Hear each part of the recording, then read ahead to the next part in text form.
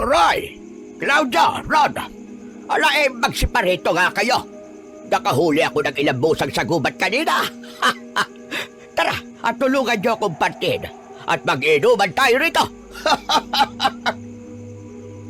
Bandang hapon yon, nang mapadaan kami sa tapat ng bahay ng mag-asawang matanda. Kagagaling lang namin sa bukid ni Naron at Claudio.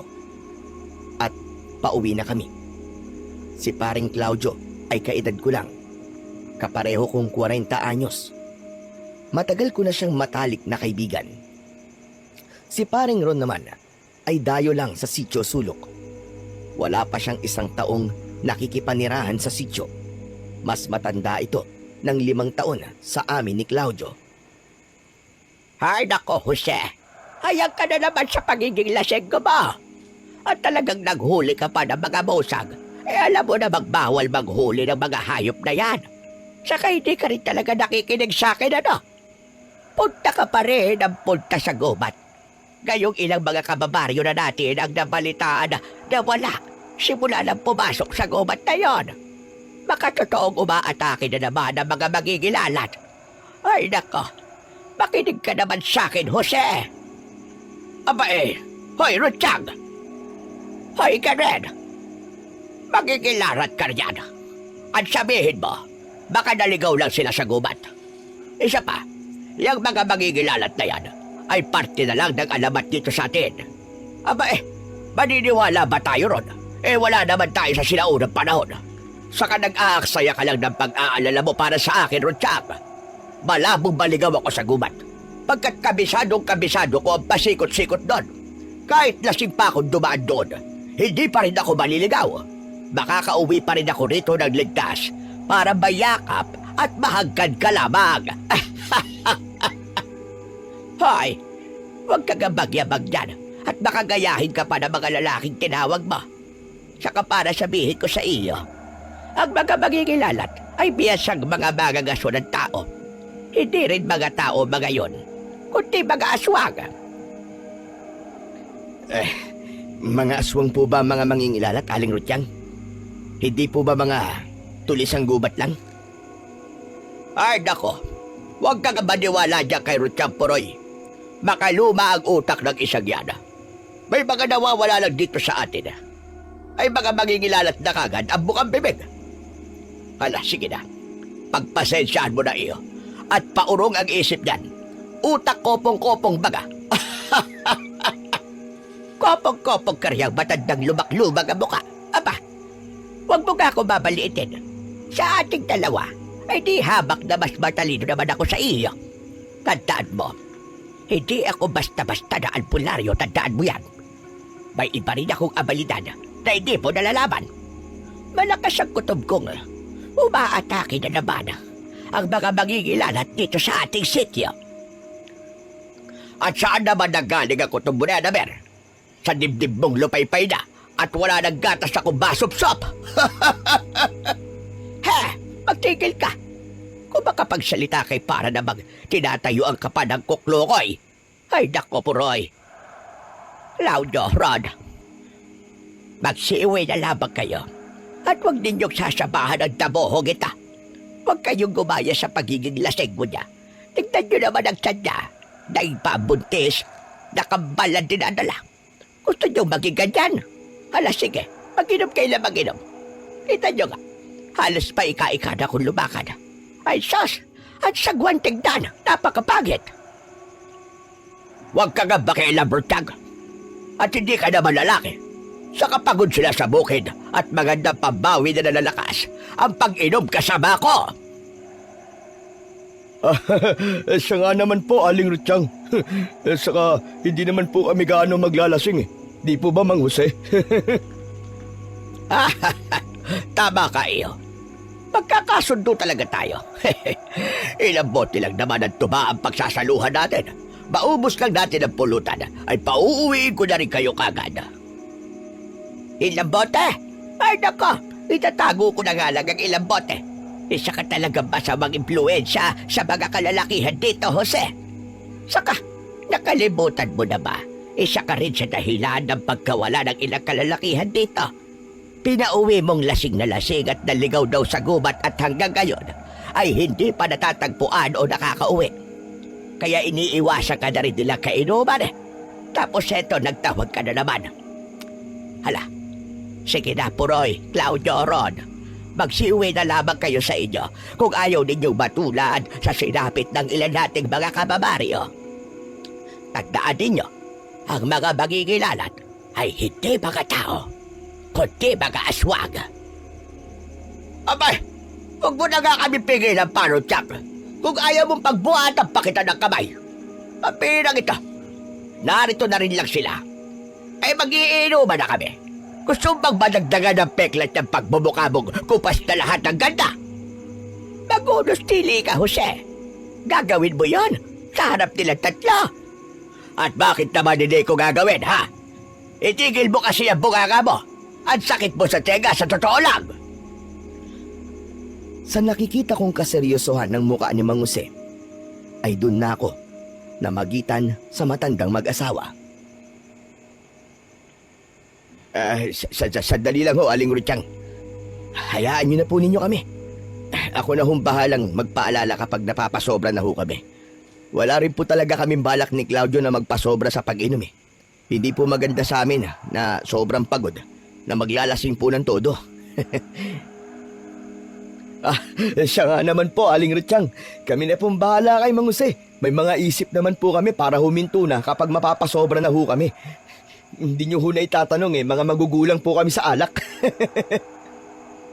Nako, mabuti naman ito. Batino kayo mag-isip mga iyo. Huwag na huwag kayo gumaya sa Jose na ito na sobrang lasing ko. Ang hirap pagsabihan. Napakakunat. Lumayas ka na nga rito at nasusuya lang ako sa pagbubukabon tantandang kulubot sa amoy mong halo-halong amoy ng nabubulok na mga dahon. Ang pag-aalbularya mo na nga lang ang atupagin mo. Gamutin mo yung bunganga mong ipinaglihiyata sa Armalite. Ratatat ng ratatat. Pwesit ka. Akala mo naman kung sino mabango. Samantalang siya ay amoy imbornal na impyerno. Ay nako, sige na. So pinabisi sa albularyang kokak ka. Ipampaligo mo yung mga herbal na langis mong walang kwenta. Mas wala kang kwenta, Mr. Lasenggong lumak-lumak ang buka. Diyan ka na ka, at baka mapaanak pa yung buntis mong tiyan nang wala sa oras at kasalanan ko pa. Mga iho, kayo na bahala ha. Ay nako, matutuyuan talaga ako ng dugo sa matandang iyan. At bumira na nga ng alis si Aling Ruchang. Nagdadabog itong pumasok sa loob ng kanilang munting bahay. Si Mang Jose naman ay tumatawa na lang na nakangiwi. Halatang nainis at nasaktan sa mga tinuran ng asawa. Napansin ko rin si Paring Ron ay napapangisi ng makahulugan. Pero inisip ko na lang na tungkol sa mag-asawa lang ang nasa isip nito. Si Paring Claudio naman ay napapailing na napatitig sa akin. Sumunod ay pinagtulungan naming katayin ang dalawang musang na nahuli ni Mang Jose. Habang nagkakatay kami, ay naging paksa ng usapan namin ang tungkol sa mga mangingilalat. Si Claudio ang nagtanong ng tungkol dito.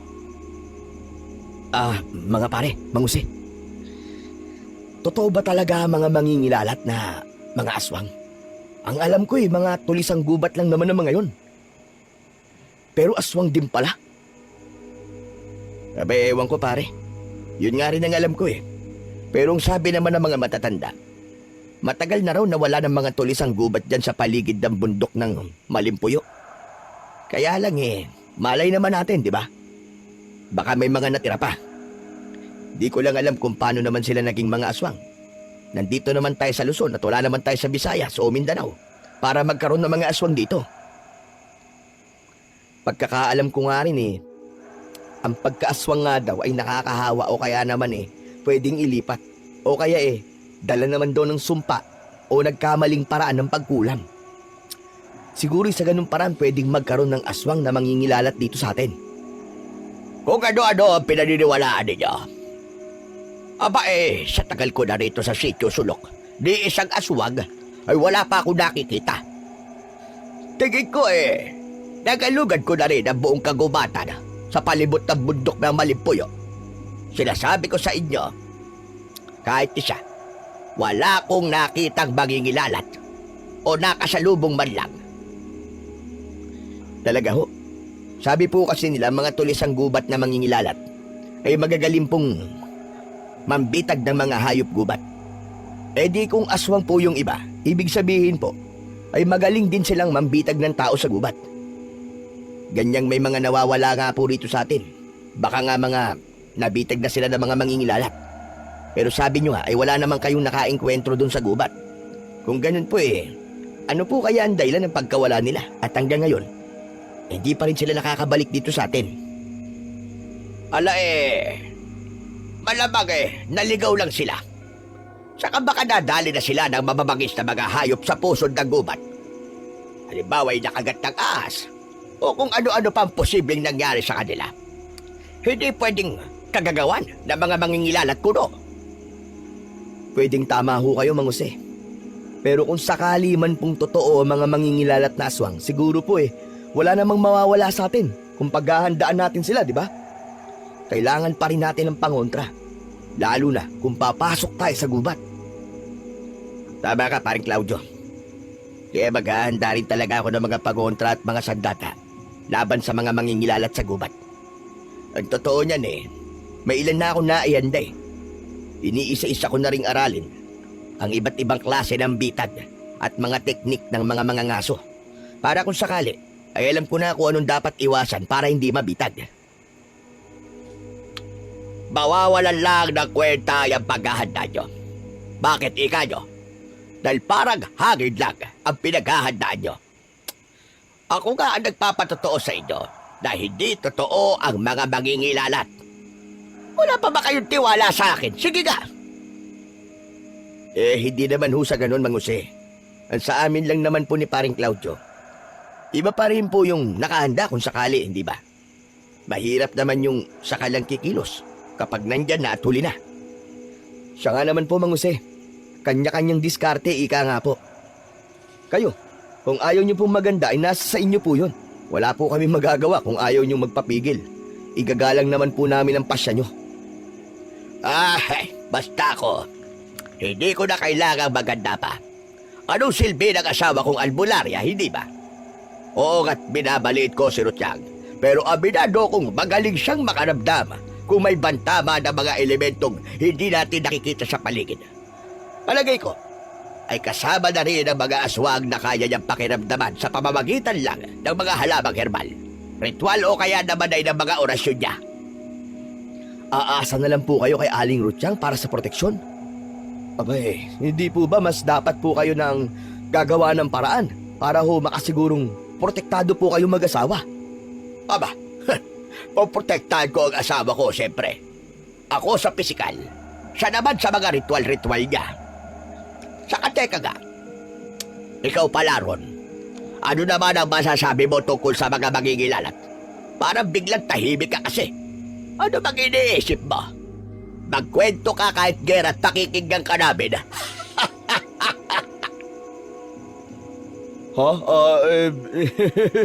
Kung ako po ang tatanungin ninyo, hindi rin po ako naniniwalang may mga mangingilalat na aswang dito Kung mangingilalat lang po, o yung tinatawag nga ninyong tulisang gubat, totoo pong meron nun. Pero aswang na mangingilalat? Nako, napaka-imposible nun. Oh, hayan, narinig niyo. At may kapareho naman pala ako ng paniniwala rito. Siya. Ipaliwanag mo nga iyo kung bakit imposibleng sinasabi mo. Para naman malinawan itong dalawang kasama mong nag-aalala para sa wala. Nasabi ko pong imposible dahil unang-una nga po, nandito ho tayo sa Luzon. Tapos, Batangas pa na isa sa mga probinsyang mas urbanisado kaysa rural. Oo nga, at may ilang lugar pa ring liblib tulad na lang dito sa atin. Pero dahil mas progresibo na rito, matatakot pa rin ang mga aswang na gumala-gala rito. Alay, sabi ko nga. Ano pa ba ang iyong ibang dahilan? Ikalawa, dahil nga po mas progresibo na rito, malamang na matagal na pong Nagpalit ng estilo ang pamumuhay ng mga mangingilalat na natitira. Iniwan na nila ang pagiging mga tulisan o mga ngaso. Alam niyo na, sa paglipas ng panahon, pakunti ng pakunti ang maiilap na mga hayop sa gubat na mahuhuli. Hindi sapat, naaasa lang sila sa mga pagkaing ugat o mga halaman. Kailangan din nila ng protina mula sa karne ng mga hayop. Kaso, yun nga po, wala na paubos na rin ang mga hayop. Kaya ang magpalit ng estilo ang tanging pwede nilang gawin para patuloy silang mabuhay. Hindi katalinuhan na manatili na lang sila sa kagubatan, di ho ba? Alay, tumpak ang sinabi mo iyo. Baka pa nga, wala tayong kabalay-balay mga mangingilalat na palang ibang nakatira dito sa sityo. At sa tagal na namin dito ni Rutyang, di sana may natukoy na siyang aswang kahit isa man lang na mangingilalat na aswang. Kung totoo bang may naging aswang sa kanila. Tama ho kayo.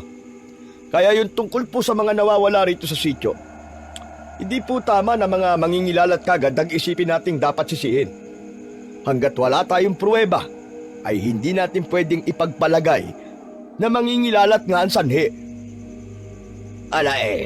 Kung sa bagay nga. At para mas makasiguro tayo, ano kaya dapat natin gawin para matukoy ang tunay na dahilan ng pagkawala ng mga tao rito? Kung matutukoy natin, tiyak na hindi na ako ang sisisihin. Sigurado po yun, Mang Jose. Sa palagay ko po para matukoy natin ang tunay na dahilan, ang dapat natin gawin ay magsagawa tayo ng sarili nating pag-iimbestiga. Sabi nyo nga po, di ba, kabisado nyo naman ang gubat? Bakit di po natin pasukin? Maghanap po tayo ng mga ebidensya na hindi mangingilalat ang tunay na dahilan ng kanilang pagkawala. Ano? Papasukin natin ang gubat? Nako, mahirap yata yun at delikado yun. Paring Puloy, palagay mo, dapat ba natin gawin ang mungkahin ni Paring Ron? Sa palagay ko, dapat nga, Paring Claudio. Hindi pwedeng mangangapalan tayo at makontento na lang sa palapalagay lang. Kung wala tayong gagawin para matukoy ang tunay na dahilan ng mga pagkawala, hindi natin matutumbok ang tamang solusyon at hindi rin matutuldukan ang lalo pang pagdami ng mga mawawala sa hinaharap, hindi ba? Tama yan. Saka alam nyo ba, pagkakaalam ko, ay may tagong sityo raw sa loob ng gubat. Gusto ko rin matuklasan kung totoo yun Ano? Tagong sityo sa loob ng gubat? Aba, ngayon ko lang yata narinig yan Mang Jose, alam niyo rin ba yun? Nako, ngayon ko lang din narinig yan. Teka ka. Saan mo ba nasagap ang bagay na iyan, Ron? Dati po, dun sa mga matatanda sa amin sa Quezon. Isa nga rin po sa dahilan kung bakit po ako dumayo rito Kung di nyo alam, ay mahilig po kung tumuklas na mga lugar o mga bagay na may pagka-misteryoso. Kaya nang marinig ko po yon, ay walang patumpik-tumpik na agad akong pumunta rito. Ibig mo ba sabihin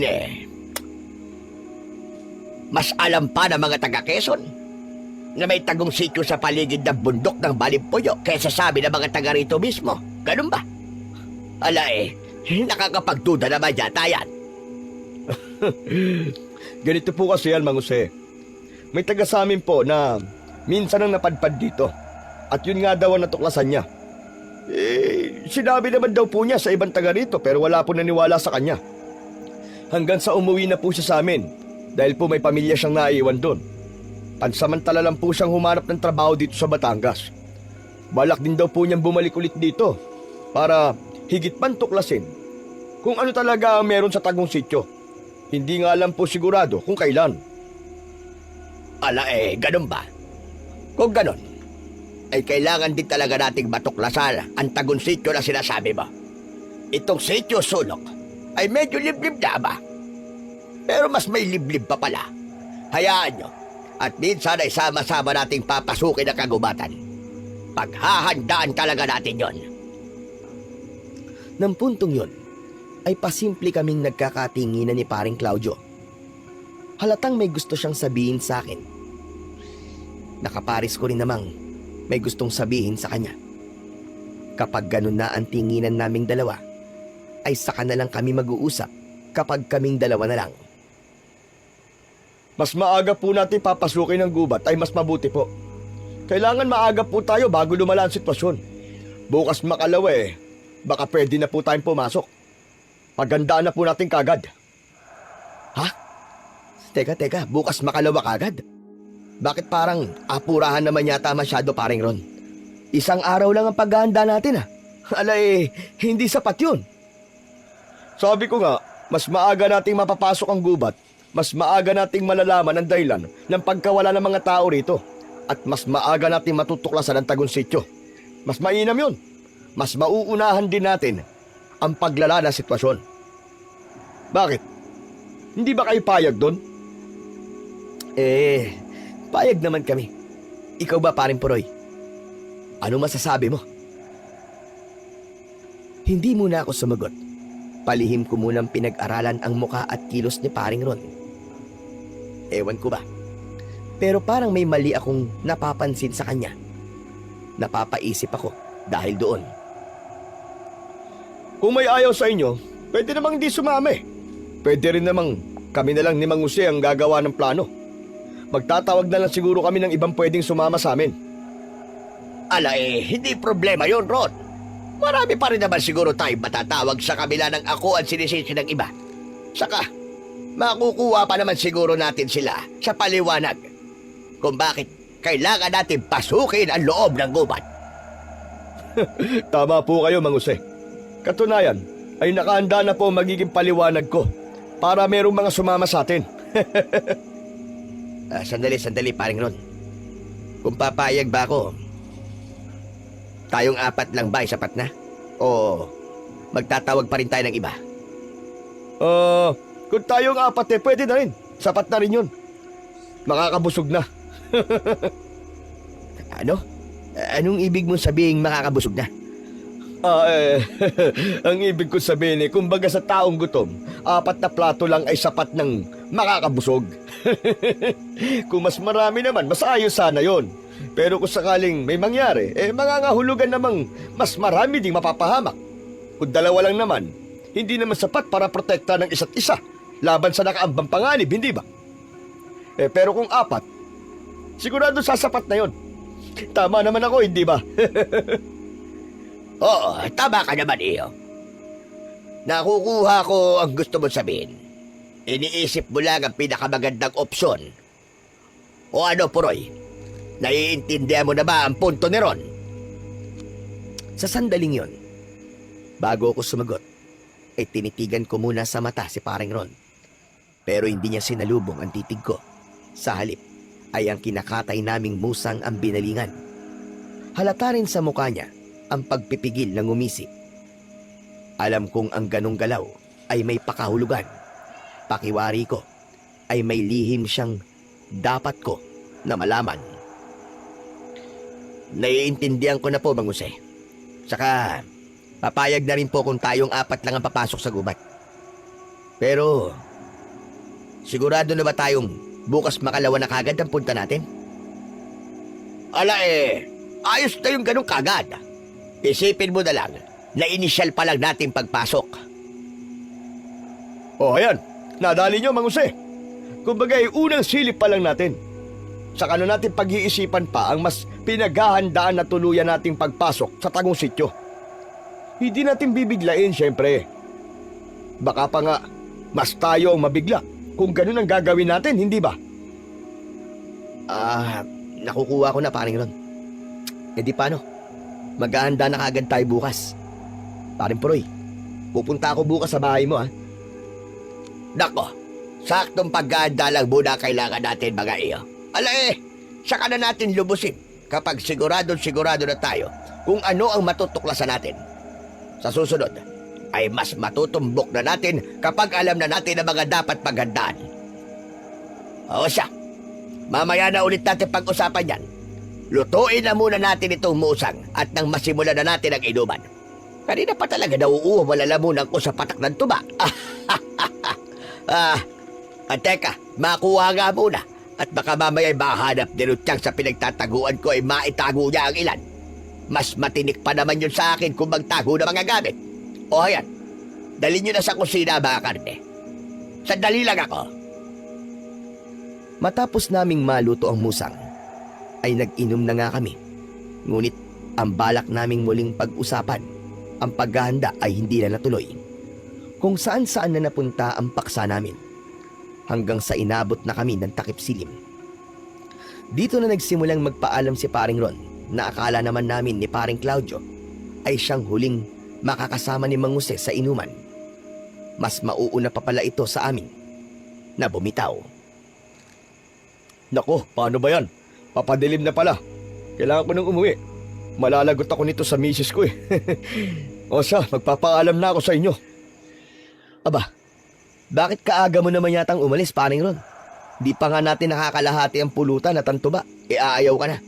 Mas mauuna ka pa pala sa amin ni Paring Puroy. Sa pagkakaalam ko, hindi naman ganun ka-stricto ang asawa mo ah. Teka nga, baka may iba pang dahilan. Hindi ka pa namin nakikitang nagbababad sa inuman, pare. Yung bang tipong inaabot ng umaga? Naku eh, hindi nyo ganun kilala ang asawa ko. Ibang patakaran nun pagdating sa pag-iinom-inom ko. Ayaw na ayaw nun na inaabot ako ng gabi sa pag-uwi tapos lasing na lasing pa. Yun ang dahilan kung bakit iwas ako magpagabi kapag nakainom. Kaya pasensya na kayo kung kailangan ko na talagang umuwi. Ala hindi pa naman ganun kadilim eh. Tumagay ka pa ng mga 4 o 5 pa. O kaya 10 mo na. Ang sarap pa naman itong dinugo ang musang eh. Naku Sige na pare, maupo ka na ulit. Konting tagay na lang oh. Maya-maya kami rin ni Paring Puroy magpapaalam na dito kay Mang Jose. Baka mabitin naman siya. At kami pagdiskitahan na naman. Ako pa naman ayaw na ayaw ko nabibitin sa alak. Saklap mo na ba makisama ron? Ano ka ba? Sige na, maupo ka na. Sige na nga ho. Konting tagay na lang ha. Mahirap na talaga kapag masyado na akong gilabi sa pag-uwi. Kayo rin. Malalagot kayo sa misis ko. Yan ang kumpare namin. Tuloy ang inuman. Tuloy ang ligaya. Masaya to. O paano yan? Kayo naman sana ang madalas kong maging kainuman. Kahit gabi-gabi pa, ay ayos na ayos lang sa akin. Hindi naman ako nauubusan ng tuba. At may regular naman akong pinagkukuhanan. Ang pampulutan, ay ako na rin bahala ron. Nang ituloy namin ang inuman, makaraan lang ang ilang sandali. Walang ano-ano, ay napasulyap ako sa banda ng kusina ni Mang Jose. Napansin ko si Aling Rutsyang na palihim kaming minamatyagan. Napansin ko ring may kung ano itong pinapausok na muntimbanga. Parang may ginagawa itong ritual bilang isang albularya. Seryosong seryoso itong nakatingin sa amin, lalo na kay Paring Ron. Pero kapag kwan, ay nahuli rin ako ni Aling Rutsyang na nakatingin dito. Nagulat pa ako nang bigla kong sinenyasan na lumapit. Nang tumayo ako para sumunod, ay siya naman pagtayo rin ni Paring Ron. Mang Jose, iihilang ako saglit sa bandaron ha. Tuloy, titignan ko kung ano meron sa bandaron at parang may maiingay na mga insektong kuliglig eh. Parang hindi po yata normal yon. Oo nga naman. Ala bakit nga kaya nag-iingay sila? At hindi pa naman nila kapanahunan? O siya, pag-iingat ka sa bandaron iyo. Baka may ahas o kung ano, kaya sila maingay.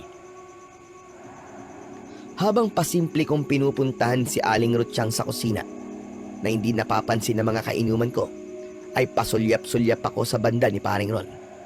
Napansin kong para itong hindi mapakali sa paglinga-linga at para bang may kung anong pinipigilan sa katawan. Paplos-saplos kasi ito sa mga braso, sa dibdib at mukha na para bang naghihilamos. Nang tuluyan naman akong makarating sa kusina, ay mabilis akong hinila ni Aling Rutsyang. Huwag ka maingay, Puroy. Pero ngayon lang, ay may kakaiba ko na sagap kay Ron. Para bang may mali sa kanya. Ano ang ibig niyong sabihin na may mali kay Paring Ron? Napansin mo ba? Ang kakaibang ingay na mga kulisap na kuliglig doon sa banda na pinag-iihian niya. Hindi ganon ang normal na tunog ng mga kuliglig. Alam mo ba, babalayo na may paganib sa paligid. Inaakit din nila ang sino man na may bantang paganib at doon mismo pumunta si Ron. Ibig sabihin, ay si Ron ang mismong banta. Sigurado ba kayo dyan, Aling Rutyang? Abay, oo naman. Ito ha, sasabihin ko sa iyo ang isa ko pang kakayahan na hindi rin alam ni Jose. May kakayahan akong makipag-ugnayan at makipagtalastasan sa mga kulisap. Alam ko kung nagbababala sila, nagre-reklamo o kaya naman ay galit, at kung ano-ano pa base sa mga tunog nila at gawin. Hindi lang din ako albularyo ng mga tao, kundi albularyo rin ako ng mga insekto. Heto nga, nang marinig ko ang babala ng mga kuliglig, ay agad akong nagsagawa ng ritual. Kaya nalaman ko tuloy na isang banta si Ron. Ganun ho ba? Ibig sabihin po ba isang masamang tao si Paring Ron? Hindi ko pa sigurado. Pero wag mong kalimutang dayo lang siya rito sa atin. Hayaan mo. At sisikapin kong alamin ang lahat tungkol sa kanya. Makikipag-ugnayan ako sa mga kulisap sa paligid. Basta, mag-iingat kayo sa kanya. Pagbalik ko mamaya, ay pasimple mong sabihan si Jose at Claudio. Huwag ka lang magpapahalata kay Ron at delikado. Sige ho, pupuntahan ko na po sila ngayon. At sabihan habang hindi pa po nakakabalik sa pwesto si Paring Ron. Pero teka pala, iho. May isa pa pala akong sasabihin sa iyo. Tungkol naman ito sa iyo. Ho? Tungkol ho sa akin? Ano naman po ang tungkol sa akin? Huwag niyong sabihin bantarin ako. Wala po ako masamang intensyon. Hindi po ako ganun tao, ha? Ay, talagang hindi. Kabaligtaran naman ang nasagap ko sa mga kulisap sa paligid tungkol sa iyo. Hindi mo ba napapansin na may tumutunog ding mga kuliglig sa banda rito ng kusina? Iba naman ang tunog nila, hindi ba? Aba, oo nga po, no? Ano naman po ba ang ibig sabihin ng ganyan tunog nila? Ipinaparating nila sa akin na ikaw ang napipisid nilang pagkalooban ng isang mutya. Ano ka mo? Isang mutya? At bakit naman po ako pagkakalooban ng mutya? Saka di po ba ang mutya ipanlaban sa mga masasamang elemento sa paligid? Tama ka. Matatalino rin ang mga insekto at baka hindi mo nalalaman. Ganyang may nasasagap sila banta sa paligid. Naghahanda kagad sila at pumipili ng pagkakalooban ng mutya para kontrahin ang banta. Ibig po ba ninyong sabihin masamang elemento si Paring Ron? Hindi siya tao, ganun ho ba? Hindi ko pa tiyak, iho. Pero daroon ang posibilidad. O di naman kaya ay ginagamit lang siya ng masamang elemento. Kaya nga pinag-iingat ko kayo kay Ron. Bigla ay naisip ko ang kaninang maaga pang pagpapaalam ni Paring Ron. Pati yung kakaibang mga napansin ko sa kanya. Tama lang pala ang kutob kong may mali talaga sa kanya. Kung ganyan po pala na may kakaiba kay Paring Ron, talagang kailangan namin mag-ingat sa kanya. Lalo po't may balak po kaming pasukin ng gubat para alamin kung anong totoong dahilan ng pagkawala ng ilan nating mga kababaryo. Sa kasabi po niya, may tagong sityo raw po sa loob ng gubat. Tagong sityo sa loob ng gubat? Alay, kailan pa nagkaroon ng tagong sityo roon? Pwes, malalaman din natin yan. Kakausapin ko mga kulisap at ipapahanap ko ang sityo na yan kung totoo nga meron. Saka teka nga po pala, Aling Rutyang. Bakit hindi nyo rin pala alamin ang dahilan ng mga pagkawala rito sa pamamagitan po ng kakayahan nyo sa mga kulisap? Abay, oo nga no. Bakit ba hindi ko kagad naisip yan? Paano naman kasi? Palagi ko na lamang pinoproblema yang Jose sa pag-inom-inom niya. Hindi ko tuloy gaanong natututukan na mahahalagang bagay. Hayaan mo, Puroy. Ngayong may banta at may makakatulong pa ako sa katauhan mo, ay hindi ko na nga muna papansinin ang Jose na yan. Bahala siyang ma-stroke. Saka pagod na rin ako sa kakahanda ng mga herbal na inumin para lang makontra ang epekto ng alak sa katawan niya. Hindi naman siya tumitigil.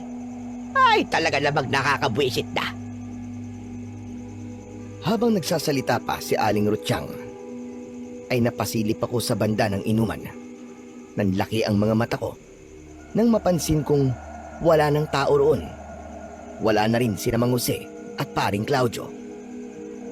Teka po, Aling Rutiyang. Nasaan na po sila Mang Jose at Claudio? Tignan nyo. Wala na po sila sa pwesto namin. Ha? Diyos ko. Yan na yata ang panganib. Nasa na sila? Parehong nag-aalalang inilibot namin sa paligid. Ni Aling Rutiyang ang paningin namin. Maging sa banda ng pinag-ihihan kanina ni paring Ron, ay wala ring tao roon. Dito na kami parehong lumabas ng kusina ni Aling Rutiyang at sinimulang galugarin ang paligid. Diyos ko. Nasa na kaya sila? Wala sanang mangyaring masama sa kanila. Hanggang sa makarinig kami ng sunod-sunod na mga kaluskos sa di kalayuan sa kinaroroonan namin. Napansin naming gumalaw-galaw ang mga palumpong ng halaman sa gilid ng bakuran. Sa banda ron, Puroy. May gumagalaw sa banda roon. Mang Jose! Paring Claudio! Paring Ron! Kayo ba yan? Sumagot kayo!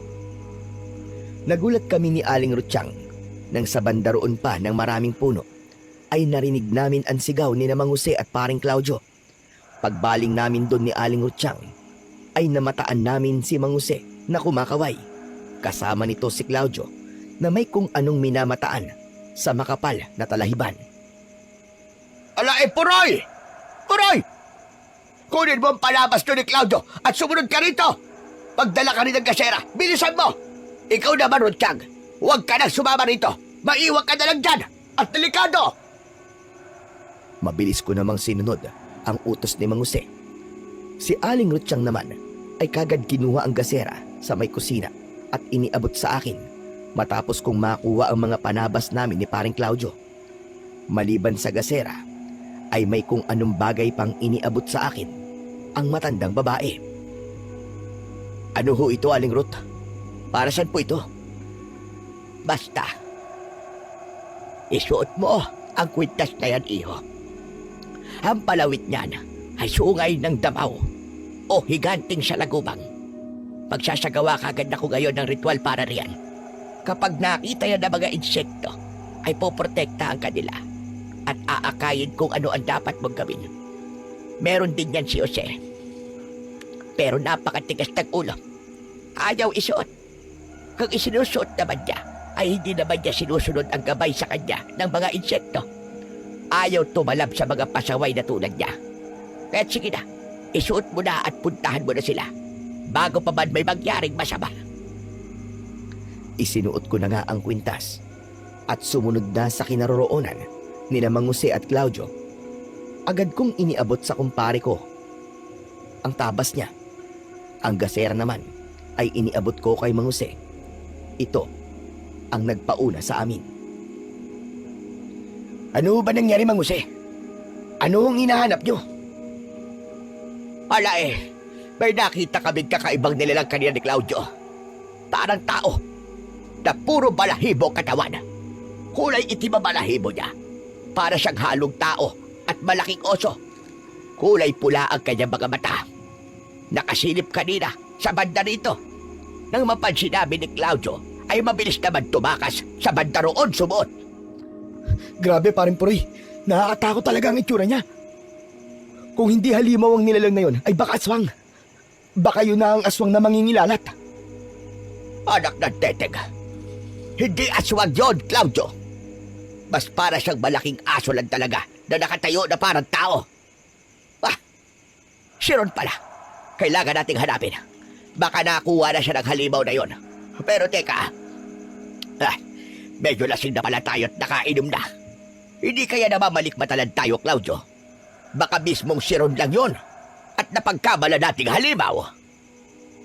Sasagot pa sana si paring Claudio, pero bigla itong natigilan. Inalog-alog pa nito ang ulo habang malalim na napapaisip. Ha?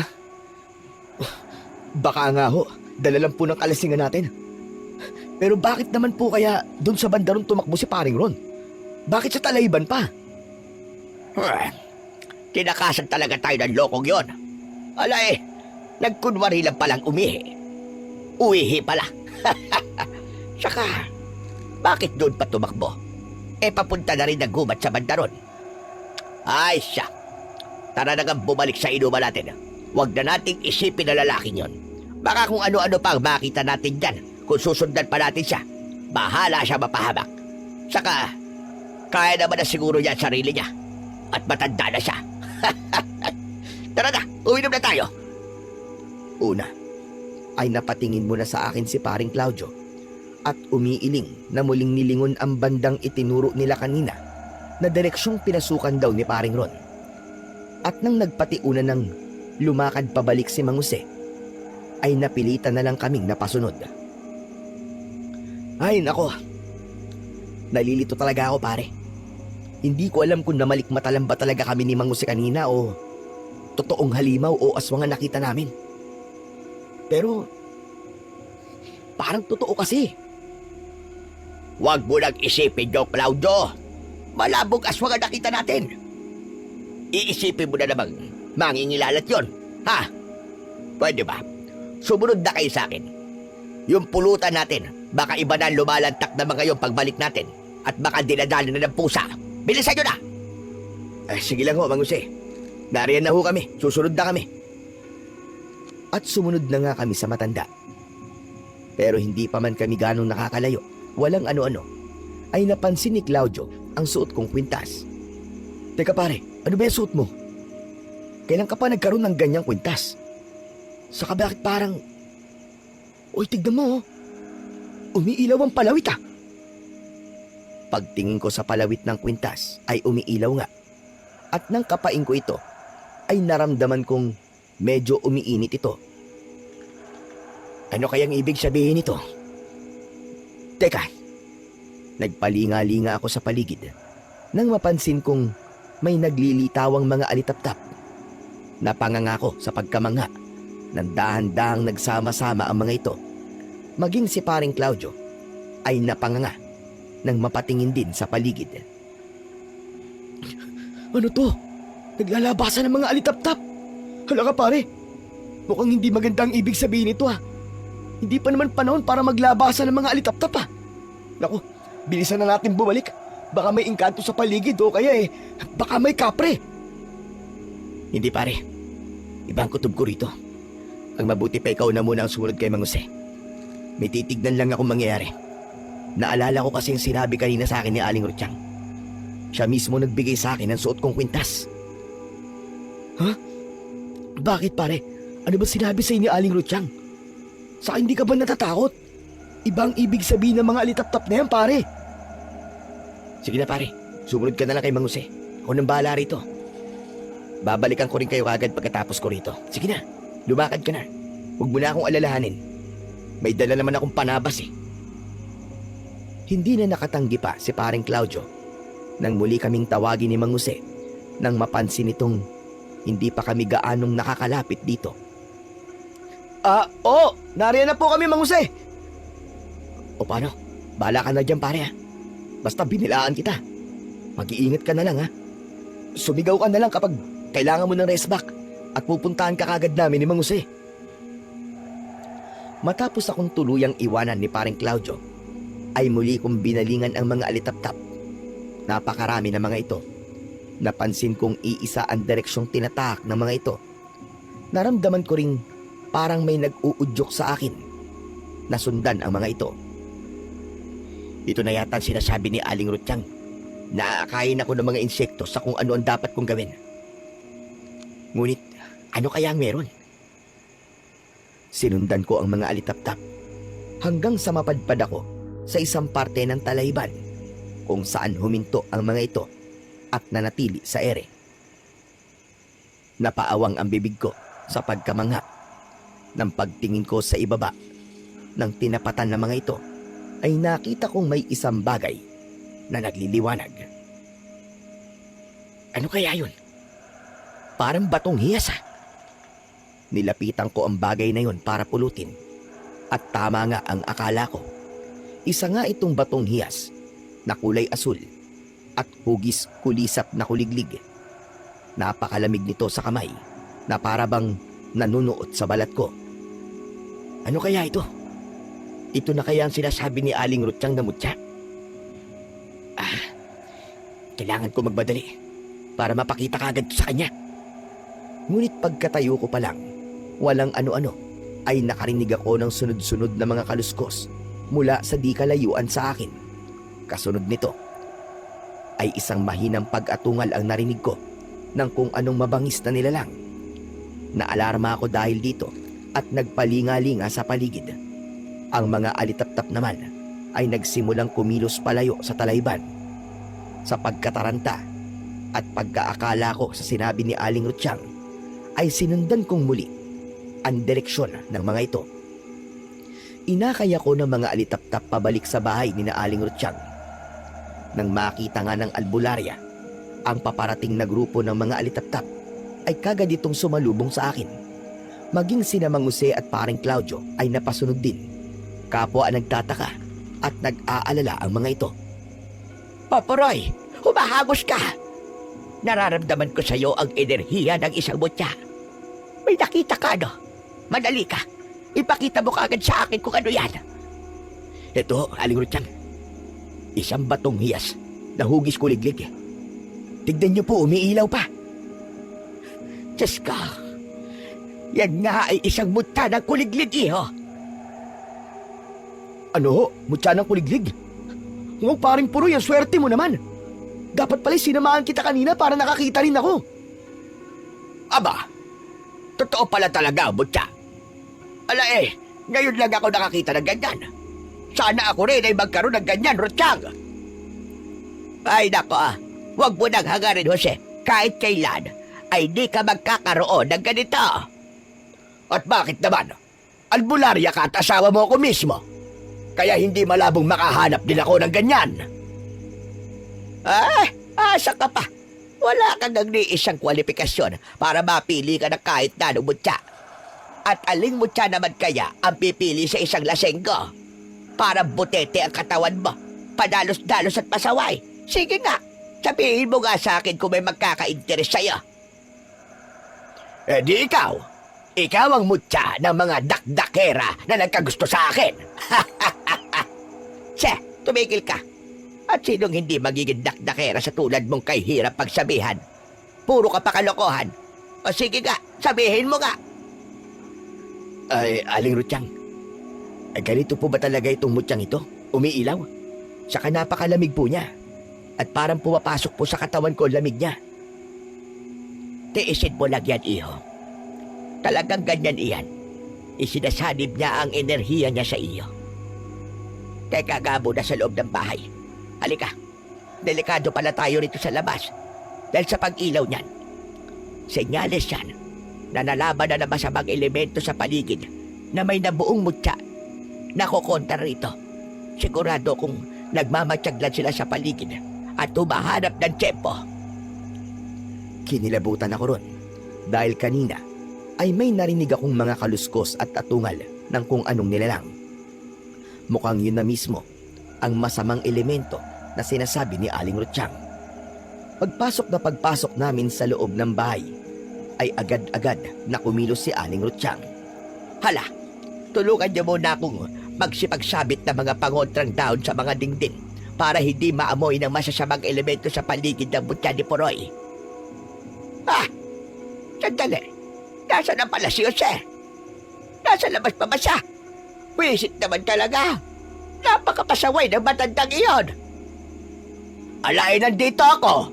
Dakdakera kong asawa. Pinasok ko lang ang bote ng tumana, hindi pa namin nauubos at siyempre ay ang pulutan namin. Sayang naman kung mga elemento lang sa paligid na makikinabang. Nang walang alinlangan pa, nang may masilip kaming kung anong nilalang na mabilis na sumibad sa labas ng pinto, ay mabilis na hinilan ni Aling Rutsyang si Mang Jose. tuloy sara at tarangka ng pinto. Tatawa-tawa ka pa rin, butete ka. Sinabi na nga may masamang elemento sa paligid na nakaabang, ay inuna mo pa yung walang kwentang bagay na yan. Kita mo na, kubuntikan ka ng madagit sa labas. Ano namang makakadagit sa akin? Sa angas ng itsura kong ito, walang mangangaas na dumagit sa akin. Kita mo naman, buong buo kung nakapasok dito, hindi ba? Mga babae nga naman. Mas nervyos palagi ang inuuna sa halip na kukote. Eh kaso, wala ka nga palang kukote. He, tumigil ka. Hindi mo lang nakitang nasa labas ng pinto kanina. Itong sina Puroy at Claudio ay nakita rin nila. Hindi ba mga iho? Totoo po yun, Mang Jose. Kung hindi kayo hinila kagad di Aling Rutyang, ay paniguradong nadagit na po kayo ng kakaibang nilalang na nasa labas kanina. At teka pala, parang ganun din po ang itsura ng nakita namin dati Mang Jose, ganun na ganun po ang itsura ng nilalang na nakita natin dati, di ba?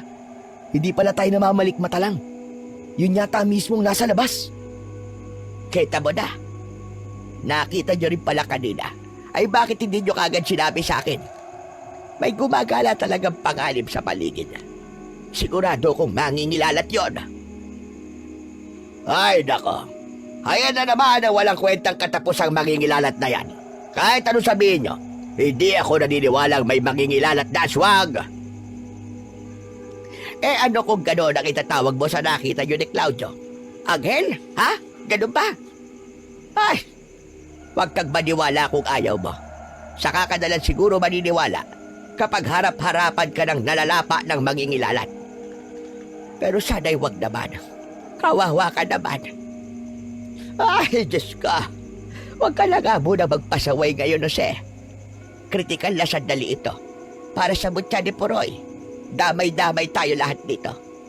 Kailangan ko rin maselyoan kagad ang mutya para hindi na to maamoy ng mga elemento sa paligid.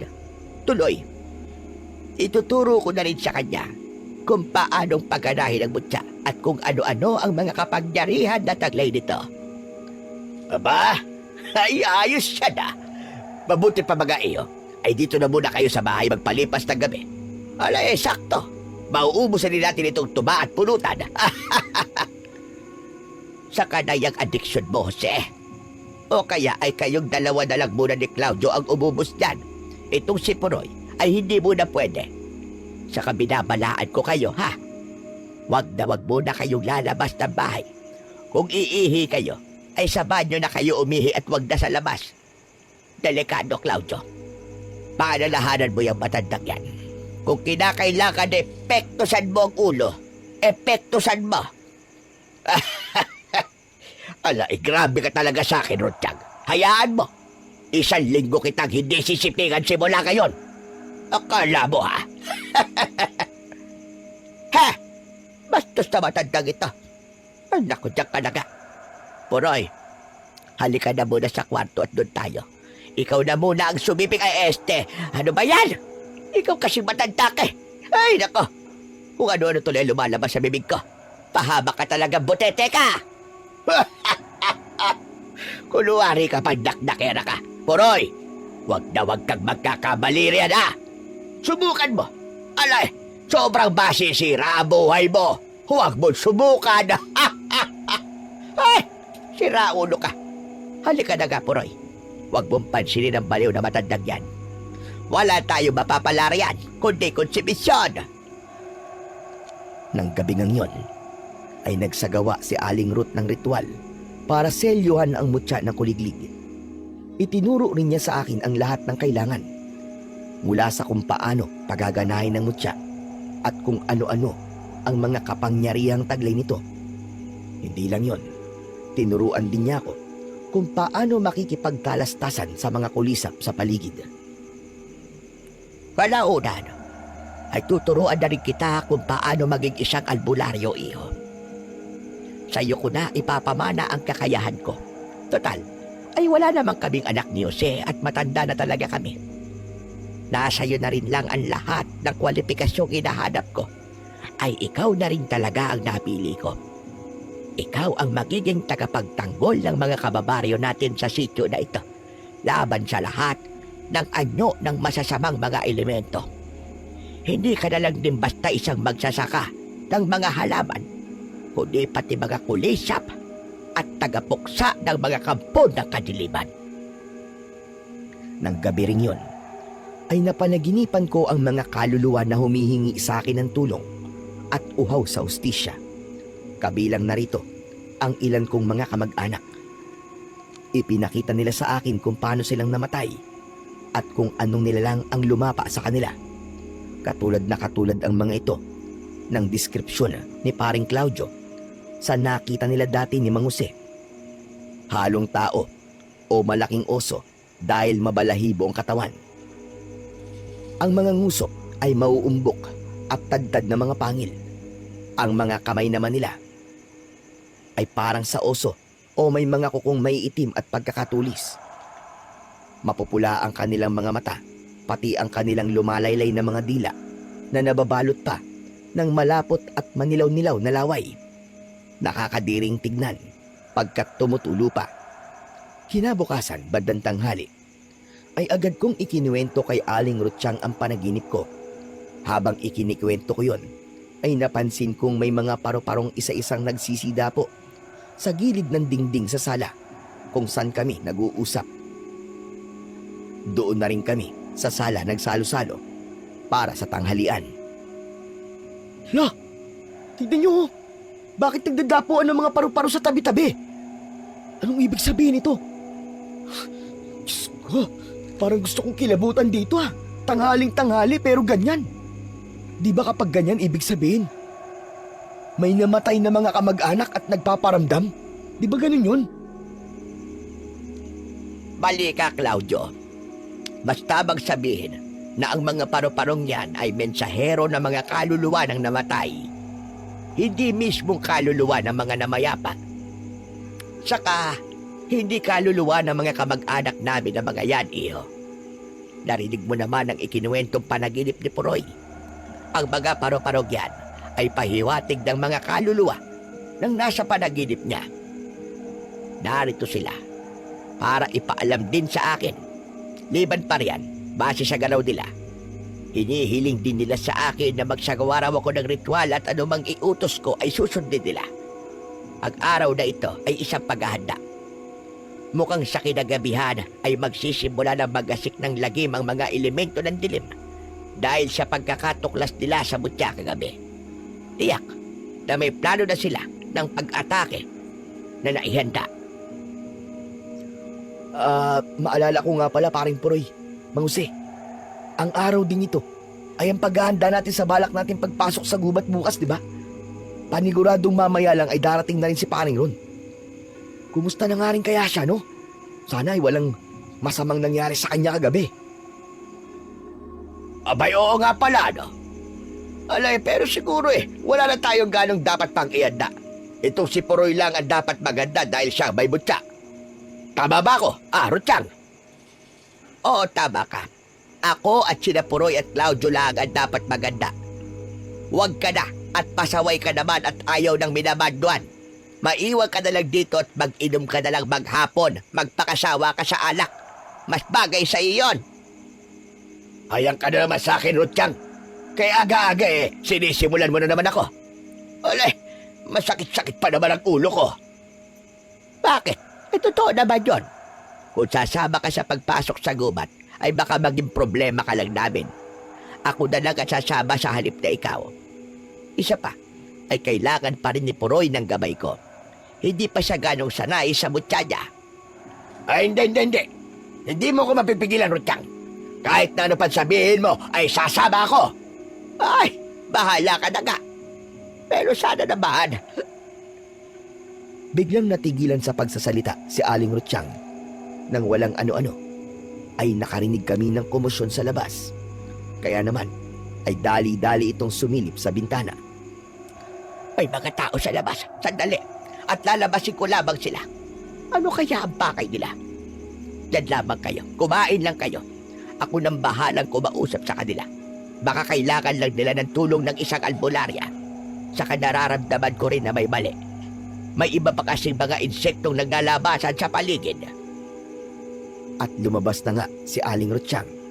Ngunit hindi pa ganong nagtatagal ay muli itong bumalik na humahangos. Diyos ko, masamang balita nga ang dala nila. Nangihingi sila ng mga pangontra dahil may mga namataan daw silang gumagala na kakaibang nilalang kagabi. At ito pa, Puroy, iho. Nawawala raw ang mga magulang mo. May nakakita rin daw kagabi na may ilang nilalang na umaaligid sa bahay ninyo kagabi. Pati ang asawa mo raw ay nawawala. Ano? Hindi pa pwede. Hindi pwede mangyari yun. Patay. Baka kinuha na sila ng mga aswang na mangingilalat, pare. Kailangan may gawin tayo ngayon. Kailangan natin silang hanapin. At baka maisalba pa natin sila, pare. Tama ka, Claudio. Ala kumilos na tayo kagad. Teka sandali. At aabotan ko lang ng mga pagontra mga kababaryo natin. Tutulungan na rin ninyo ako para mas mabilis. Tuloy, magsasagawa ko ng ritual. Pupunta rin tayo sa bahay niyo, Puroy. Magtatanong-tanong ako sa mga insekto sa paligid ng bahay ninyo para malaman natin kung ano ang talagang nangyari. Tuloy, uutusan ko na rin ng ilang mga insekto na tulungan tayong alamin kung ano ang mga nilalang na umaaligid kagabi at kung saan sila nagmula. At ganun na nga ang ginawa namin.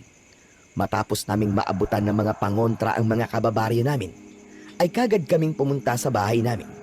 Gamit ang espesyal niyang abilidad, ay kinausap ni Aling Rutsyang ang bawat insektong mamataan niya sa paligid.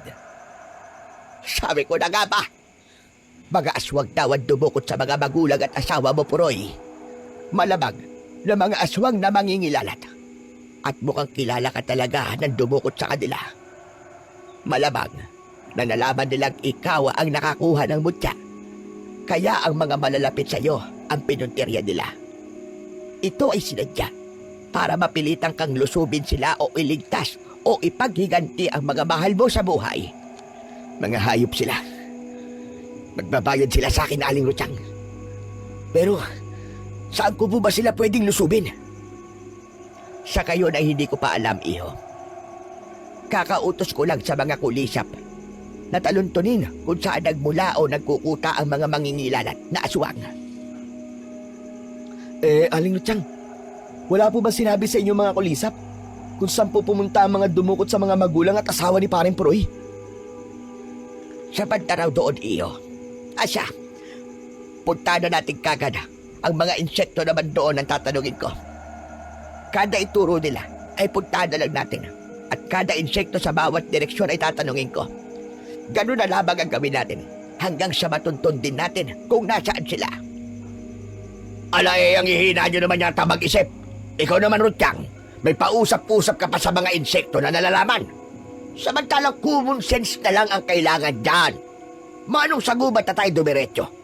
Saan pa ba posibleng magkuta ang mga aswang, di ba? Ay, nako.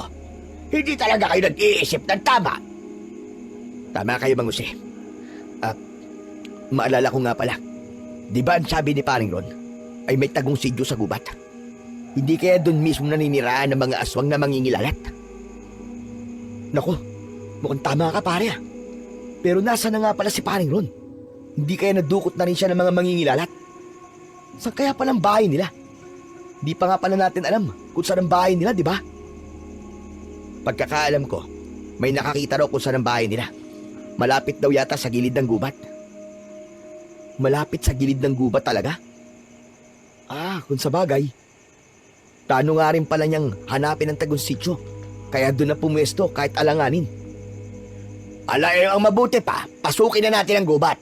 Baka sakali ay madaanan din natin ang bahay ni Naron. Siguradong nakapaganda na rin yon.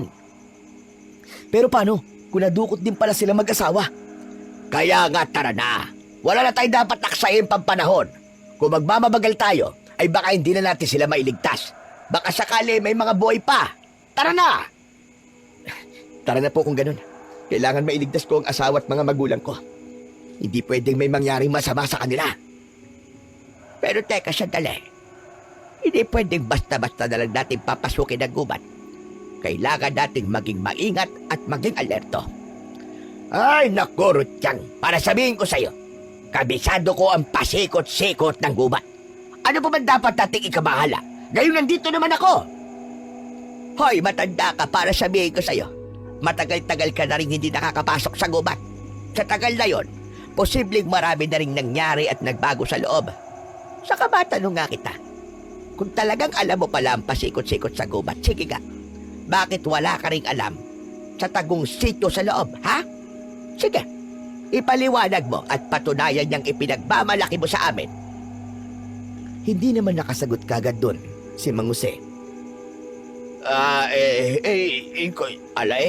Kuwan kasi. Napakamot na lang ng ulo si Mang Jose nang walang makapang maidadaylan. Hay, nako. Kita mo na? Kwan! Kwan ka lang na kwan! Hanggang kwan lang pala ang sinasabi mong kabisado mo ang buong gubat. Sa'yo na ang kwan mo na yan. Ay siya, huwag ka nang kumontra sa gagawin ko. Manahimik muna kayo at magsasagawa lang ako ng ritual. Uutusan ko mga kulisap sa paligid na tulungan tayo maging alerto sa pagpasok sa gubat. Hihingi ako ng babala kapag may nakaambang panganib sa daraanan natin. Yang mga pantabas nyo, Puroy, Claudio, humanda kayo. Ang mga yan ang dagdag proteksyon natin. May dali rin akong pakontra dito sa bulsa ko. At ikaw naman matanda ka. Nako, huwag kang pasaway. Yang utak mo ang gamitin mo at huwag yang tiyan mong pagkalaki-laking ewan. Ito hong mutya ko, Aling Ruth. Hindi na po natin kailangan? Aba, kailangan siyempre iyo. Yan ang pinakaalas natin. Lalo na kapag inabot tayo ng gabi sa gubat. Hindi basta-basta ang mutya ng kuliglig na yan. Kaya pakiramdaman mo yang maigi. Uudyukan ka rin yan ng kung ano ang dapat mong gawin. At bababalaan ka rin kung may panganib sa paligid. Yan at ang kwintas na ibinigay ko sa iyo ay magkatuwang din. Maraming posibilidad na pwede mong gawin sa mga yan. Tandaan mo, magiging malapit na rin sa iyo ang mga kulisap o kahit na anong insekto sa paligid. At nagsagawa na nga ng ritual si Aling Rutsyang. Inutusan din niya kung ilabas ang mutya kong bato at hinipo ito, pati na ang palawit ng suot kong kwintas. Habang nagpapatuloy ang ritual, ay napansin kong naglalabasan ng ilang mga insekto sa paligid. Nagulat pa ako nang mapansin kong parang umiilaw ang mga ito sa paningin ko. Pagkatapos, kahit nakatago ang mga ito, ay nakikita ko pa rin o alam ko kung nasaan sila banda. Hayan, iho. Pinagana ko na ang butya para sa iyo. Simula ngayon, ay hindi na lang ako ang may kakayahang makipagtalastasan sa mga insekto, kundi pati na rin ikaw. Dalawa na tayo. Kaya alerto ka rin sa mga insekto sa paligid mo. Huwag mong babaliwalain ang mga babala, senyas, huni, galaw nila, o kung ano-ano pa. Naiintindihan mo ba? Oo. Parang nakikita ko po mga kulisap sa paligid kahit nagkatago sila. Tapos ay para silang bahagyang umiilaw. Normal lang po ba yun? Oo, iho. Napagana ko na kasi ang mutya mo. Kaya hindi na tulad ng dati ang paningin mo. Sensitibo na rin ang mga mata mo sa mga kulisap na kapares ko.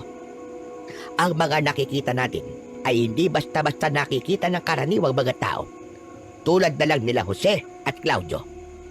Wow! Nakakaingit naman ang kakayahan nyo, Aling Rutsyang, paring Proy. Sana ako rin. Ang dami mong alam, Rutsyang.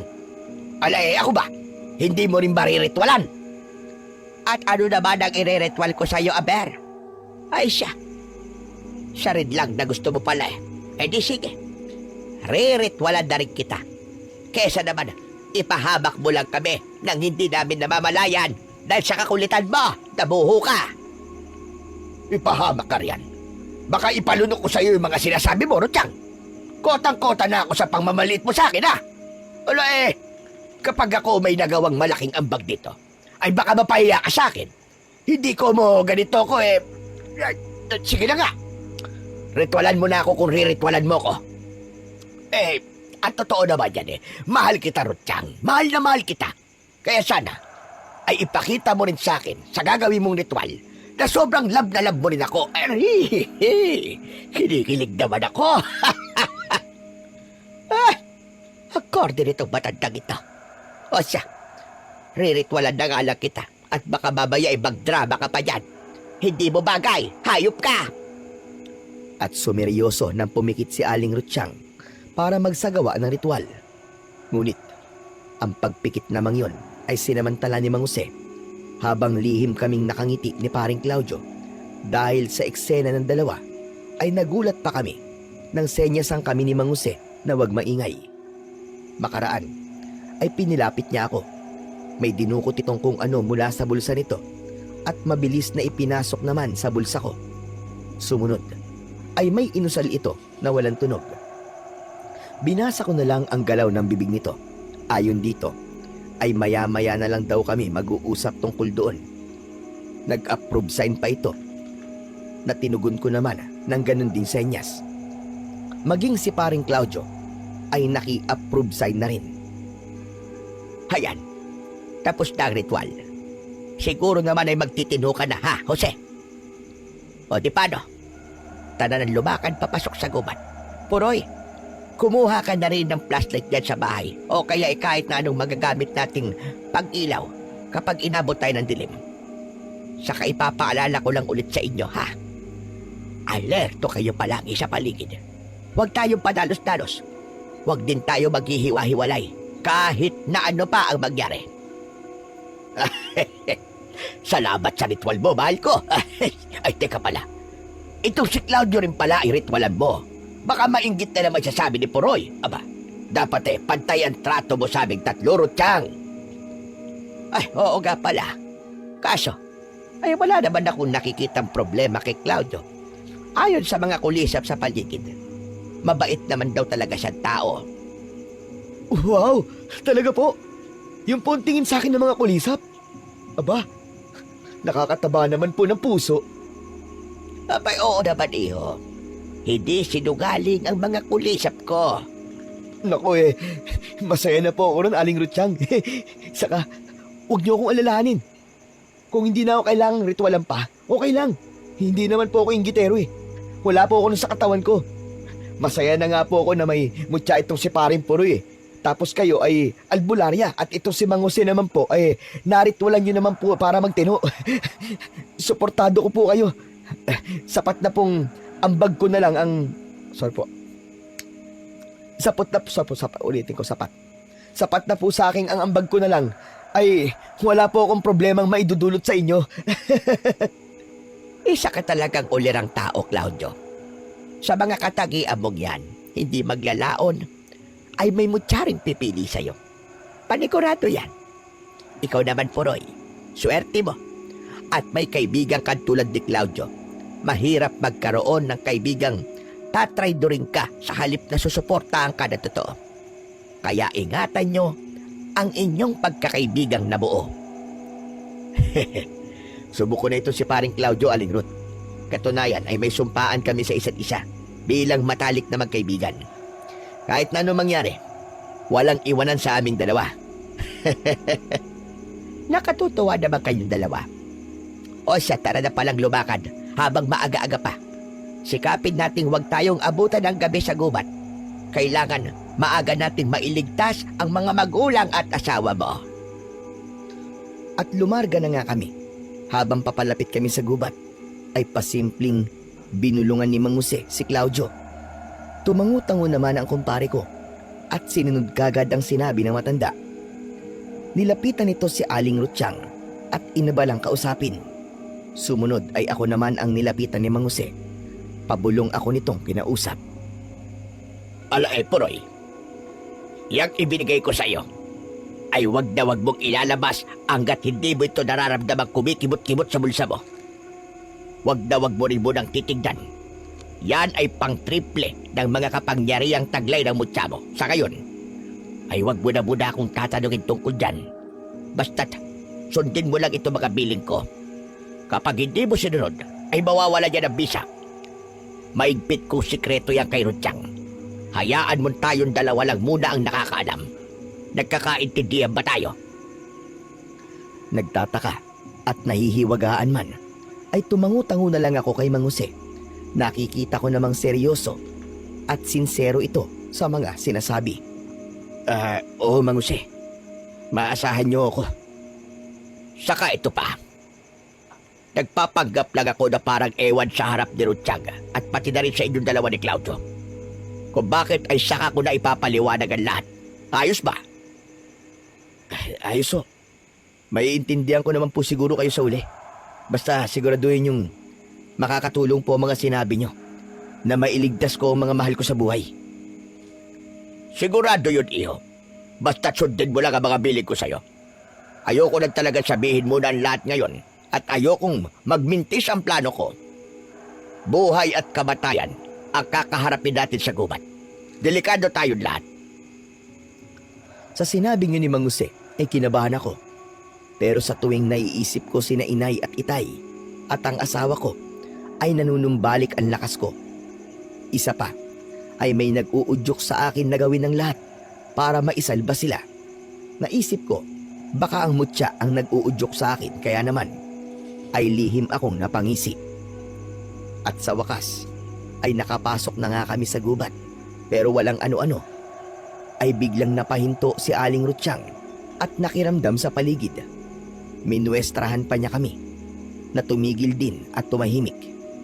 Nang sandali ring yon ay nagulat ako nang may nasasagap din akong mga babala mula sa mga insekto sa paligid. Parang naiintindihan ko ang ibig sabihin ng bawat tunog ng mga ito. Maging si Mang Jose ay napansin kong para ding nakikinig at parang nakikita rin ang mga nakikita kong nakatago na mga insekto. Sandali lang. May mga babala akong nasasagap mula sa mga insekto sa paligid. Puroy, alam kong ikaw man ay nasasagap ang mga nasasagap ko. Kaya alerto kayo. May banta na kagad sa parte pa lang nito na gubat. Ganito rin babala ang nasagap ko nang nag-iinuman kayo sa bahay kagabi. Sasagot pa lang sana ako kay Aling Rutsyang pero walang ano-ano ay narinig namin ang tinig ni Paring Ron na biglang lumitaw sa likod ng isang puno. Sabay-sabay kaming napalingon dito. Paring Puroy! Paring Claudio! Mang Jose! Aling Rutsyang! Nandito rin pala kayo. Pumasok na rin pala kayo ng gubat. Aba, sakto ang pagdating nyo. May mga makakasama na ako. Ako rin mismo ay hahanapin ko ng tagong sityo. Sabi ko nga, ay hindi ko na matiis ang bukas. At magsosolo na muna akong pumasok. Pasensya na kung hindi ko na kayo nasabihan pa. Osa, dito sa banda rito tayo dumaan. Nakadaan na ako rito kanina. Bumalik lang ako dahil naiwan ko tong iniinuman ko eh. Wala namang problema sa dinaanan ko at sa tingin ko ay nasilip ko na kanina ang bungad ng tagong sityo. Sasagot sana si Aling Rutsyang na halatang hindi komportable sa mga babala na patuloy naming nasasagap mula sa mga insekto. Pero inunahan ito ni Mang Jose. Ala talaga? Ha! Nasilip mo ng tagong sityo? Kung ganun pala tara na! Tingin ko'y marami tayong bagay na matutuklasan sa tagong sityo. Napansin kong habang nagsasalita si Mang Jose ay ipinipitik nito ang kamay sa likuran nito. Kasunod nun ay nagulat ako sa nangyari. Biglang tumigil ang mga pagpapadala ng babala ng mga insekto sa paligid. Kaya naman ay napansin ko ring nakahinga ng maluwag si Aling Rutsyang. Siya, tara na. Biglang nawala ang mga babala ng mga insekto sa paligid. Ibig sabihin ay ligtas na tayo rito. Mukhang umatras yata ang mga banta sa paligid. Nako, wala po talagang banta sa parte na ito, Aling Rutsyang. Sa takot na lang nila sa akin. Kaya huwag kayong mag-alala. Protektado ko yung lahat. Aakain ko kayo ng ligtas hanggang sa tagong sityo.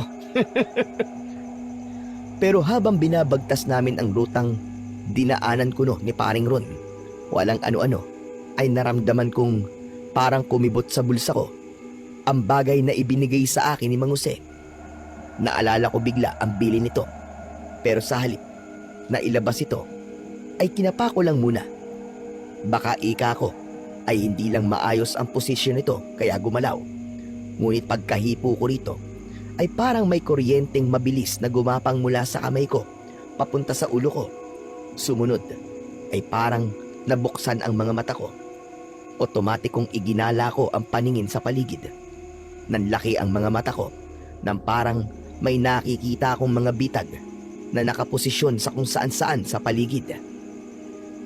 Paglingon ko kay Mang Jose, ay may isinenyas ito sa akin na kaming dalawa lang ang nagkakaintindihan. Palihim din niyang inginuso si Paring Ron. Noon ay alam ko na kung bakit may mga babala kaming nasasagap ni Aling Rutsyang kanina. Si Paring Ron mismo ang banta. Ala Ipuroy, ano ba ang nakikita mo? Ay alam mo na ang gagawin. Magtiwala ka lang sa ibinigay ko sa'yo. Ha? Anong ibig niyo sabihin, Mang Jose? Anong ibinigay niyo kay Paring Puroy? Wala. Binigyan ko lang naman ng balat ng kahoy si Puroy na pwede niyang ngatain kapag tinatalo siya ng kaba. O, heto ga. Ako rin ay meron, no? Ito. Pasimple pa akong hinusuan ni Mang Jose. Nakapain din ang bulsa ko. Nakuha ko naman ang ibig nitong sabihin. May nakapanga rin pala akong kasama ng nasa bulsa ko. Yun na siguro yun. Inilabas ko yun at ginuya. At tiniis ang kakaibang pait na nalasahan ko. Ang pait, Mang Jose. Paring Ron, baka gusto mo rin. Naku, huwag na. Kung ganyan naman palang mapait ang lasa eh. Iba na lang ang angatayin ko mamaya. Samantala, ay parang nalilito naman ang itsura ni Aling Rutsyang sa nangyayari. Halatang pilit nitong sinasagap ang tunog ng mga kulisap sa paligid. Pero parang walang masagap. Si Paring Claudio naman ay mabuti na lang at marunong makisakay kahit medyo nalilito sa nangyayari. Uy, pahingi rin ako, Paring Puroy. Ang lagay ba kailangan napapaitan? Dapat ako rin. Magkaibigan nga, di ba? Ang pait at tamis ay dapat pinagsasaluhan. Tama ka, Paring Claudio. Pero ako, pas muna sa pait. Sa tamis na nga lang ako mamaya makikisalo sa inyo. Maya-maya ay biglang naiiritang nagsalita si Aling Rutsyang. Teka nga, Puroy. Pakiramdaman mo nga muna yung butya mo. Wala ka bang napapansin na kakaiba? Kasi ako ay may napapansin na kakaiba. Parang wala na akong masagap mula sa mga kulisap sa paligid. Ikaw rin ba? Sa mga sinabing yun ni Aling Rutsyang, ay napansin kong pasimpleng tumalim bigla ang tingin sa akin ni Paring Ron. Pero agad din binawi at maluwang na napangiti ng makahulugan. Nang sandali ring yun, ay malapit ng magdapit hapon. Nagsisimula ng dumilim ang paligid. Napansin ko ring medyo namumula na ang mga mata ni Ron tulad nung nasa inuman kami. Nang sandali ring yun, ay ewan ko ba kung bakit iba ang naisipan kong isagot kay Aling Rutsyang. Kabaligtaran ang nasabi ko. Ay, ako nga rin po, Aling Rutsyang eh. Wala rin po ako masagap. Ano po kaya ang nangyari? Ano po kaya kung gamitin ko na po mutya ko? Sa puntong yon, sa gulat namin, ay bigla na lamang sumipol si Paring Ron. Yung klase ng sipol na parang may kahulugan. Sumunod ay nakasagap ako ng kakaibang mga kaluskos sa paligid. Ano pat, naglabas ng babalang mga tunog ang mga kulisap. Nararamdaman ko may naglalabas ang mga aswang na mangingilalat. Pinalilibutan tayo. Alerto kayo, tumanda kayo. May mga bitag din sila sa paligid. Nakikita ko kung nasang banda ang mga to. Diyos ko po, bakit ako'y walang nasasagap o nararamdaman, Puroy? Akala ko ba wala ka rin nasasagap? Masama ito. Paganahin mo na ang mga kapangyarihan ng mutya mo, Puroy. Dalian mo na. Pero mukhang ayaw pong gumana, Aling Ruth. Ano po kaya ang nangyari? Biglang humalakhak ng nakakaloko si Paring Ron. Kasabay nito ay unti-unting nagbabago na ang anyo nito. Nagiging isa itong nilalang na kalahating tao at malaking oso na mukha ring aso. Isang mangingilalat na aswang. Pare-pareho kaming nagulat maliban kay Mang Jose na parang inaasahan na yon. Galit na galit naman ang itsura nito. Katapusan niyo na, mga pangas. Hindi na kayo makakalabas pa ng buhay sa gubat na ito. Napapalibutan na namin kayo. Saka hindi na talaga gagana yung inutil mo palang mutya, Puroy. Marami kami. Kaya makukontra talaga yan. Hindi, Aling Rutan. Anong gagawin natin? Mang Jose, pwede ko na bang ilabas ang binigay niyo sa akin? Wala kang pwedeng ilabas, Puroy. Pagkat ngayon din, ay dadakpin na namin kayo at dadalhin sa aming sityo. Doon mo masasaksiyan ang gagawin namin sa asawa at mga magulang mo. Hayop ka, Paring Ron. Isa ka palang mangingilalat na nagpapanggap lang na tao. Ikaw pala dumukot sa mga magulang at asawa ko. Magbabayad ka sa akin ngayon, hayop ka! Asa ka pa? Ngayon pa, nawala na kayong kawala. Subukan nyo rin tumakas at maraming nakabang sa inyo ng mga patibong. Pati sa likuran nyo ay nakapaglagay na rin kami. Nang sandaling yon, ay wala na kaming nagawa nang pagtulungan na kaming hulihin ng mga kasamahang mangingilalat ni Paring Ron. Sinubukan man namin pumalag ni Paring Claudio gamit ang mga panabas namin, ay hindi naman umubra pagkat nagulat kami sa sobrang liliksi pala ng mga mangingilalat. Sina Mang Jose at Aling Rutsyang ay kapwa tahimik lang at halatang nagpipigil magsalita. Si Mang Jose ay matiim na nakatitig sa akin. Nangungusap ang mga mata nito. Makaraan ay pasimpleng tumango-tango. Naisip ko tuloy na may inihahanda itong pakana.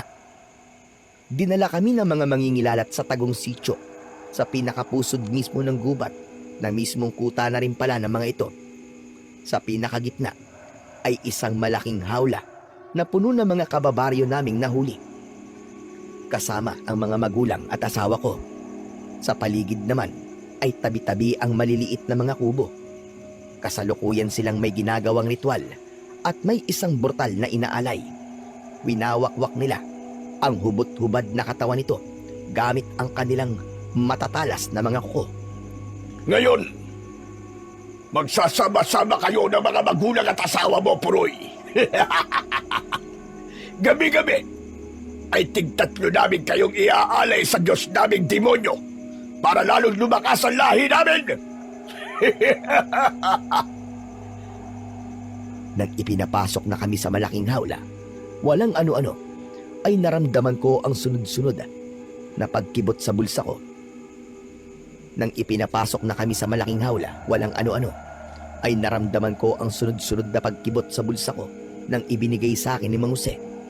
Kasabay nito ay ang pag-init kapwa ng mutya ko at ng palawit ng kwintas na bigay naman sa akin ni Aling Rutsyang. Sumunod ay parang may nag-udyok sa isip ko ng kung ano ang dapat gawin. Napalingon ako kay Mang Jose ng sandaling yon na nakatitig din pala sa akin. Agad itong tumango-tango. Pahiwatig na gawin ko lang kung ano ang iniuudyok sa akin.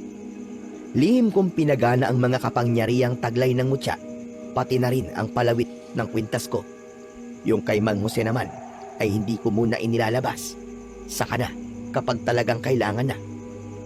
At ang pagkakataong ito ay dumating nang marinig ko ang malakas na sigaw ni Ron sa kanilang pinunong mangingilalat na mayabang na nakatayo sa pinakagitna.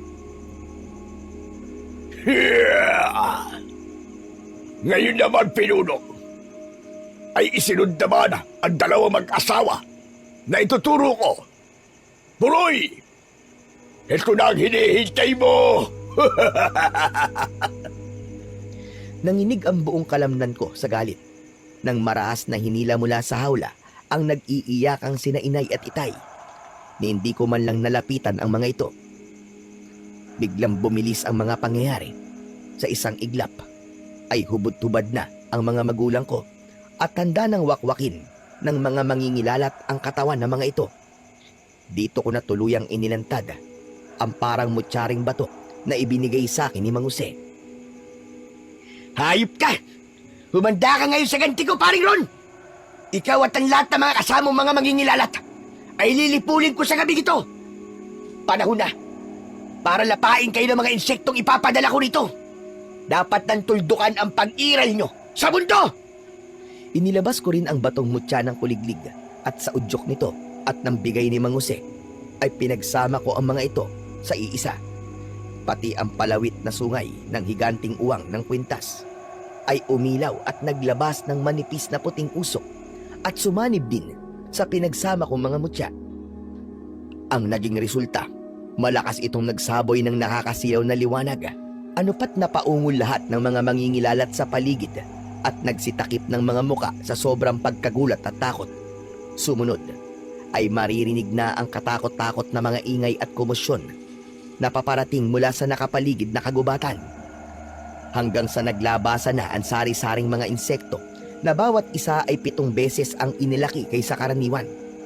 Pinakamarami ang mga kuliglig at higanting mga uwang na itsura pa lang ay halatang mga galit na. May mga tukarin at mga sungay ang mga ito na pagkakatalas. Meron ding mga alupihan, mga bubuyog at mga alakdan na may pagkakatulis din na mga pantusok, mga balang, mga nakalalasong tarantula at kung ano-ano pang mababangis at makakamandag na mga insekto ng kagubatan. Kagad na pinagsususugod ng mga ito ang mga mangingilalat na hindi naman nagawang makapalag dahil sa nakakasilaw na liwanag na patuloy na inilalabas ng hawak ko sa ere na pinagsanib na mga mutya. Akala ko, Sir Blair, ay sobra akong mahihirapan sa pakikipaglaban ko sa mga aswang na mangingilalat. Ganun lang pala kadali ko silang natalo. Kung sa bagay, sobrang lakas pala talaga ng taglay na kapangyarihan ng batong mutya na ibinigay sa akin ni Mang Jose. Totoong nagawa nitong gawin triple ang taglay na mga kapangyarihan ng mutya ng kuliglig at ng palawit na sungay ng higanting uwang. Nailigtas ko, Sir Blair, ang mga magulang at asawa ko. Ganon din ang iba ko pang mga kababaryo na nabitag ng mga mangingilalat. Nang gabi ring yun, ay sinunog namin ang buong tagong sityo. 10 nang nagkalat na mga bangkay na mga mangingilalat na nilapa ng mga insekto. Mang Jose, maraming salamat po sa ibinigay niyo sa akin na batong mutya. Grabe, sobrang lakas po pala talaga. At talagang naghintay pa ng tiyempo bago ako inidyukan na ilabas. Kumunti kang pang maialay sina inay at itay. Hoy, Jose! May sikreto ka ba dapat ko malaman na lalaki ka? Ano iyong ibinigay mong mutya kay Puroy? Bakit wala man lang ako kaalam-alam doon? Ala yan kasi. Inuuna mo ang pagiging dakdakera at pagbabata sa akin. Ang yabang-yabang mo. Pero sa akin din naman nang gagaling ang mga kakayahan mo. O ano? Di napahiya ka ngayon. Bokya ka. Lagot ka sa akin sa kwarto natin babaya. At lalapastanganin talaga kita. Itong matandang to, lapastanganin mo yung pagmumukha mo. Hindi ka na nahiya dyan sa mga pinagsasabi mo. At tanda mo na kaya hilig-hilig mo pa. Aray ko, kunwari ka pa. Pero gusto mo rin naman. Huwag ka nang pakipot dyan. At alam ko na nanginginig ka na rin. Sira ulo ka. Baka gusto mong lapain din kita. Tulad ng ginawa ng mga insekto sa mga mangingilalat. Hayop ka! At naghabulan talaga ang mag-asawa pagkatapos na parang mga bata. Wala na kaming nagawa ni na paring Claudio, ni na inay at itay, at ng asawa ko, kundi ang sumakit ang mga tiyan. Sa kakatawa, bandang huli, ay inamin din sa amin lahat ni Mang Jose ang lihim na taglay nitong mutya ng hari ng mga insekto. Binahagian din niya si Aling Rutsyang pero inilihim niya ito sa asawa. Nagpanggap siyang walang alam at parang ewan.